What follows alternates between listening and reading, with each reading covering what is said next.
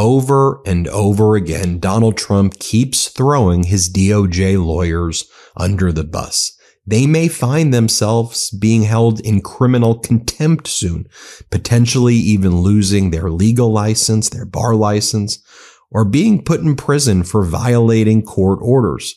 When Donald Trump is asked, why are you violating the Supreme Court's 9-0 order, saying, Donald, you've got to facilitate the return of Abrego Garcia, who your regime disappeared to a concentration camp in El Salvador without due process. You need to facilitate his return to the United States, provide him with due process, and then you can go from there. Why aren't you following the Supreme Court's order?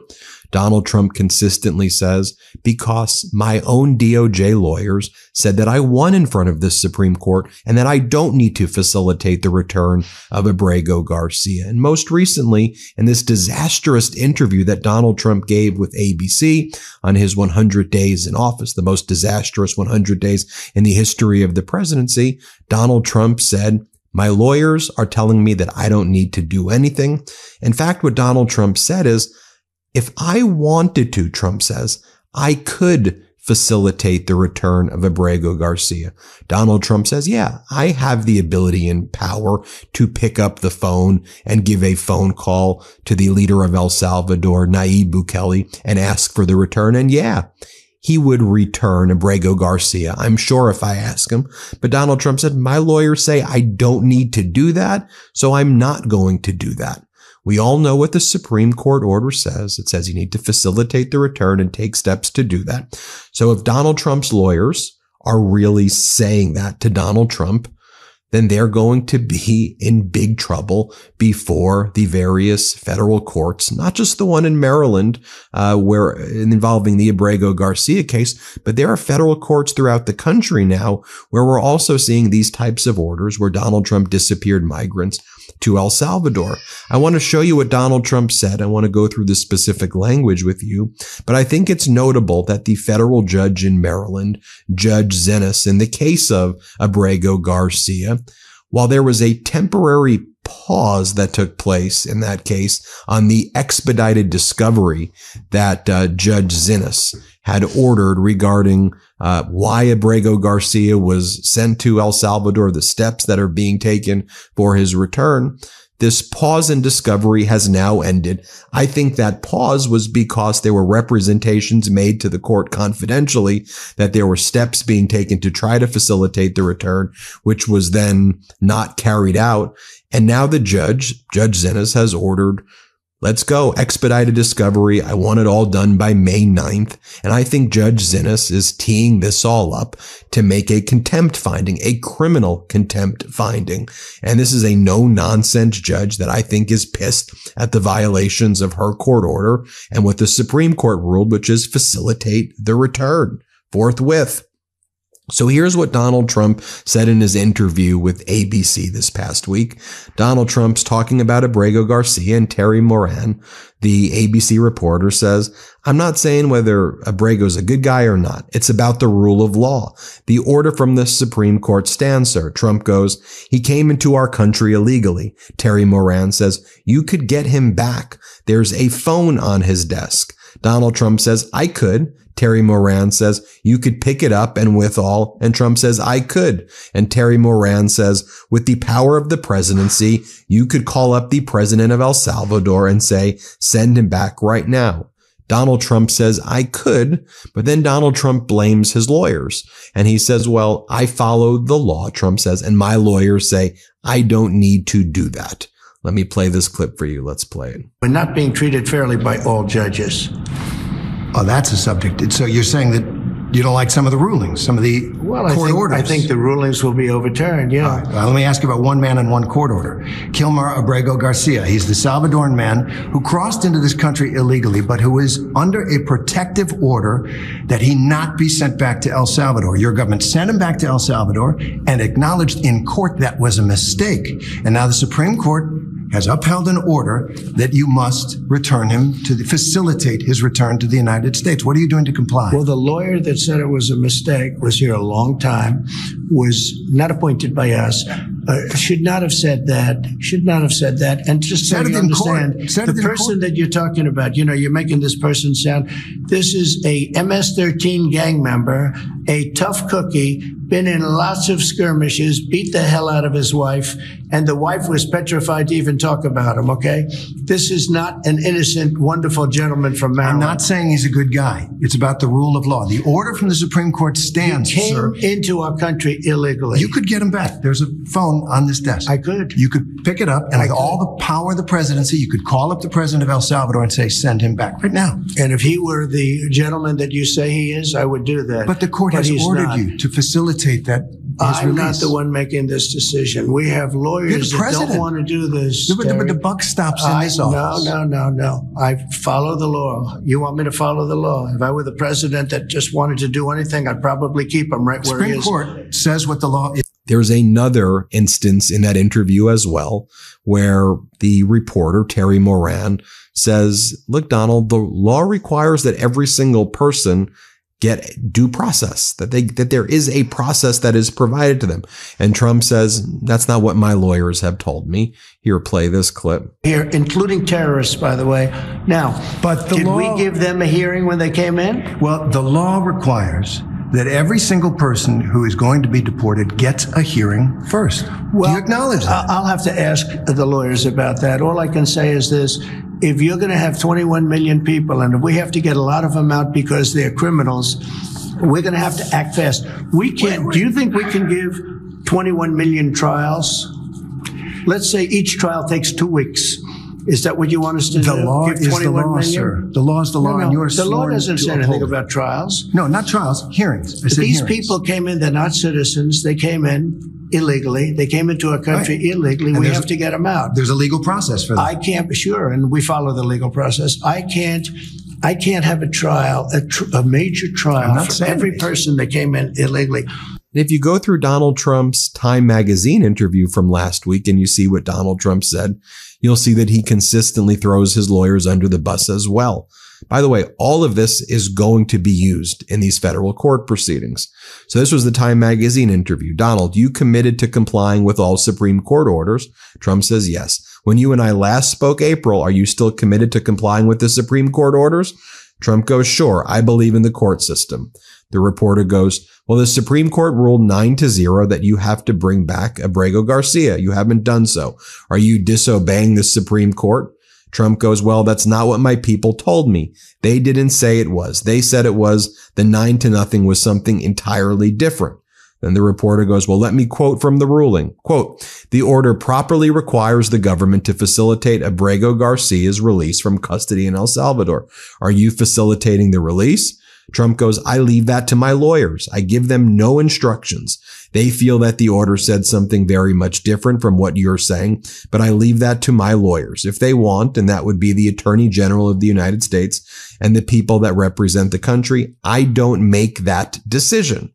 Okay, maybe, but Mr. President, whatever he might have done, Abrego, whoever he might be affiliated with, doesn't he deserve his day in court? And Trump goes, I really just give that to my lawyers to determine. That's why I have them. That's not my determination. It's something that, frankly, bringing him back and retrying him wouldn't bother me, but I leave that up to my lawyer. You could bring him back and retry him. To which the reporter goes, that's exactly right. You could fix this simply by bringing him back and going through a legal process. To which Trump says one more time, but I leave that decision to the lawyers. At this moment, they, the lawyers, just don't want to do that. They say that we're in total compliance with the Supreme Court. And Trump goes on to say that over and over again. Just one other point I want to bring up here as well. Remember in the earlier clip I showed you, Donald Trump said that Abrego Garcia's wife doesn't want to talk to him or hates him or words to that effect. Just so I can fact check everything that Donald Trump is saying. This is the wife of Abrego Garcia. This is from April 15th. I'm only going to show you a short portion of this clip, but she makes a heartfelt plea to Donald Trump. I want my husband back. He's the father of our children. Abrego Garcia's wife lives in Maryland. She and Abrego have 3 kids together. The kids are American citizens. Abrego Garcia has no criminal history at all.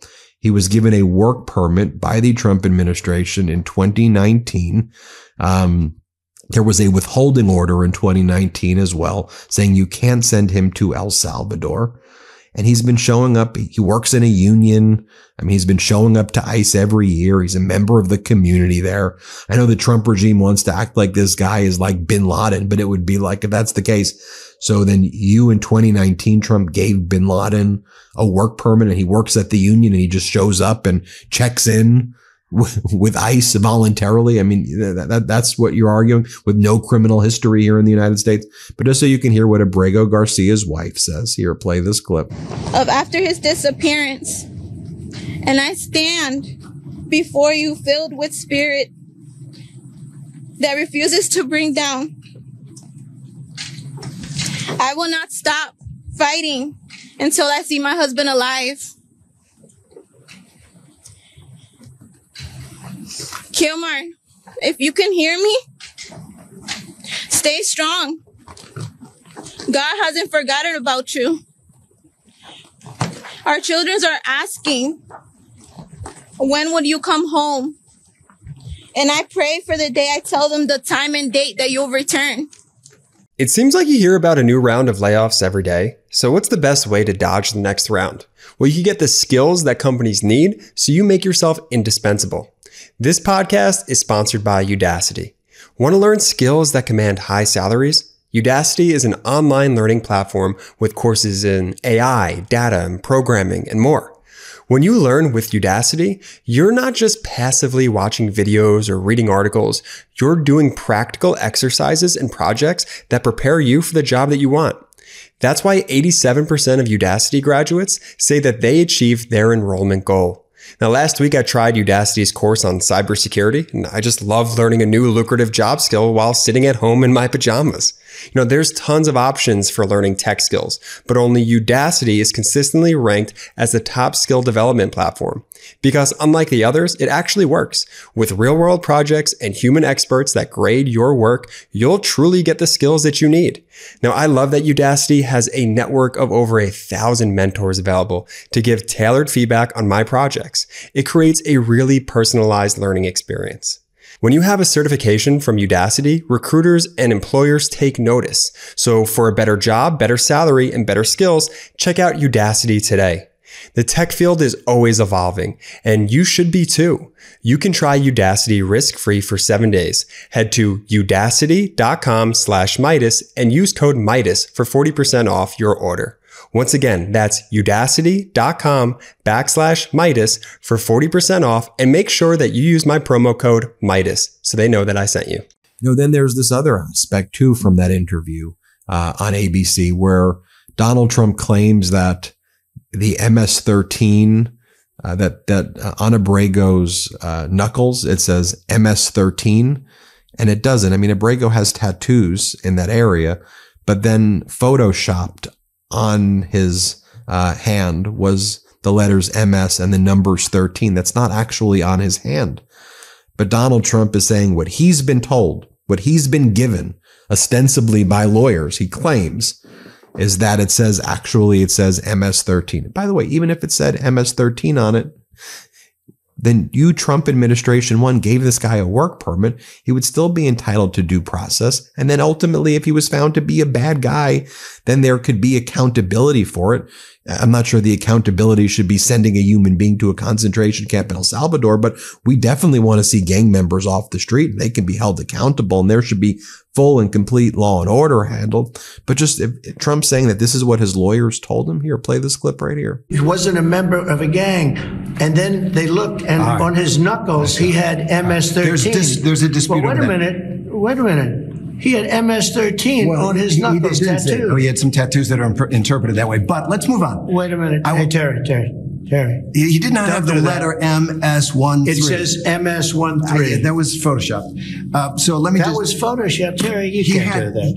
Hey, they're giving you the big break of a lifetime. You're doing the interview. I picked you because, frankly, I never heard of you, but that's okay. But I picked you, Terry. but you're not being very nice. He had MS-13 tattooed. We'll agree to disagree. I want to move on to something else. Terry, do you want me to show you the picture? I saw the picture. We'll and you think it was disagree. Photoshop? Well, here we go. Don't Photoshop it. Go look at his hand. He had MS-13. He did have tattoos that can be interpreted that way. I'm not an expert on them. I want to turn to Ukraine, sir. Terry, I want to get to Ukraine. No. He had MS as clear as you can be, not interpreted. This is why people no longer believe the news, because when it's he was fake photographed news. in El Salvador, they aren't there. But let's just go on. They aren't there when he's in El Salvador. They weren't there, but they're there now, right? No, but they're there in your picture. Terry, Ukraine, sir. He's got MS-13 on his knuckles. All right. Okay, we'll take a look. You do such a disservice. We'll take a look at that. Why don't you just say yes, he does, and go on to something else? It's contested. So now Trump's lawyers have to go in front of these federal judge, the federal judge in Maryland, Judge Zinnes. There's a Trump-appointed federal judge in Maryland as well, in another case involving a 20-year-old Venezuelan who this Trump-appointed judge ordered be returned, and the same way Abrego Garcia's got to be returned, consistent with the Supreme Court's 9-0 order. There's a Trump-appointed judge in Louisiana who's saying that the Trump administration sent a 2-year-old United States citizen to Honduras, and deported United States citizens. So I guess Trump's plan is to engage in this cruelty and then blame it on his lawyers. And now his lawyers, you see this order by Judge Zinnes here, his lawyers have to now show up before the court and justify why they're not in compliance. And Trump's saying that they could do it if they just gave him the advice. You see what Trump's doing right there? Let me know what you think anyway. Hit subscribe. Let's get to 5 million subscribers. Thanks for watching. The truth is more important than ever. Check out our new Truth Over Lies collection at store.midastouch.com. All 100% USA union made.